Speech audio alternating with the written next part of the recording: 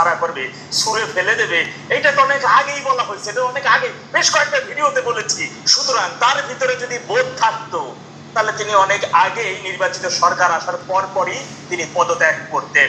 ওই তারেকের মাইয়ের পায়ে সালাম কইরা চাকরির 5 বছর রক্ষা করার জন্য বা চাকরির পুরা মেয়াদ বাঁচানোর জন্য তাদের পিছু দেওয়া স্ক্রিপ্ট অনুযায়ী পয়রা জাতিকে বিভ্রান্ত করার মতো কাজ তিনি করতেন না। এবার বলি রাষ্ট্রপতিকে পদত্যাগে বাধ্য করে নতুন করে ফ্যাসিস্ট তারেক কিভাবে ফাটা বাসের সিপাই পড়লো সেই বিষয়টা বলি। নতুন রাষ্ট্রপতি তো নিয়োগ দিতে হবে না। তারেক ফাটা বাসা পড়ে নাই, তারেকের সেই ক্ষমতা নাই। এ বেঈমান শয়তান দেশ বিরোধী দেশের দুশমন আমলিক, তুই আমলিকের গু আমলিকের ফাইখানা, তোর কথা শুনলে মুখ তো দুর্গন্ধ নিয়ে আলে। আর এই পদের জন্য এরই মধ্যে একজন নারীকে তারা সিলেক্ট করে দিয়েছেন, তিনি আইরিন খান। তো খুব সম্ভবত বাংলাদেশের 23তম রাষ্ট্রপতি হিসেবে কোন আইবি খান, সে আইবি খানই কোন রাষ্ট্রপতি হবে না। তোরা গুজব ছড়াইছিস। দোষ রাষ্ট্রপতি হবে ডক্টর ইউনূস। সে বিশ্বের একজন রাজনীতিক, সে বিশ্বের একটা অর্থনৈতিক, সেই রাষ্ট্রপতি হবে, দেশের উন্নত হবে। তারেক রহমান যেগুলো করতেছে সে জ্ঞান অর্জন করে করতেছে, তার বিবেক জ্ঞান ঠিকই আছে, দেশ ঠিক মতো চালাইতেছে। মহামান্য রাষ্ট্রপতি পদত্যাগ করেছেন, বিরোধী পক্ষকে জিজ্ঞেস করুন কেন চায়।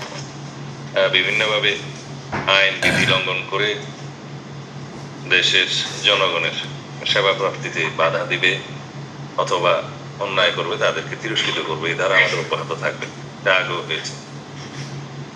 আমরা জনগণের সেবা করার জন্যে জনবান্ধব পুলিশ এবং অন্যান্য শৃঙ্খলা রক্ষাকারী বাহিনীর কর্তব্যকে আমরা এগিয়ে নিতে চাই, তাদের কার্যক্রমকে এগিয়ে নিতে চাই, যাতে দেশের মানুষের গণঅভ্যুত্থান পরবর্তী নবপ্রত্যাশা অনুযায়ী আমাদের পুলিশ বাহিনী এটা জনবান্ধব পুলিশ বাহিনী হিসেবে স্বীকৃতি পায়। ইতিমধ্যে তাদের মধ্যে ব্যাপক পরিবর্তন আমরা লক্ষ্য করেছি। মূলত রাজনৈতিক সরকারের সদিচ্ছার উপরে নির্ভর করে আইন শৃঙ্খলা রক্ষাকারী বাহিনী সঠিকভাবে তার দায়িত্ব পালন করতে পারবে কিনা।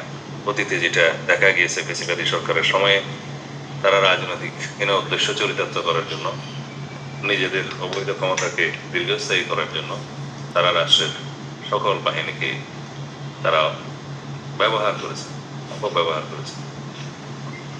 আমরা আজকের এই অনুষ্ঠানের মধ্য দিয়ে যারা পুরস্কৃত হয়েছে তাদেরকে অভিনন্দন জানাই। আর আপনি কি করেন? এরা ক্ষমতা ছিল, রাষ্ট্রবাহিনী দিয়ে ক্ষমতা দিয়ে দেশ লুটপাট করে নিয়েছে। আপনি কি করেন? আপনি দমন করতে পারেন না? সন্ত্রাস আমলি ধরতে পারেন না? এটা ছাড় দেন কেন? আপনি পরিবর্তন হবে, দেখে অপেক্ষা করেন।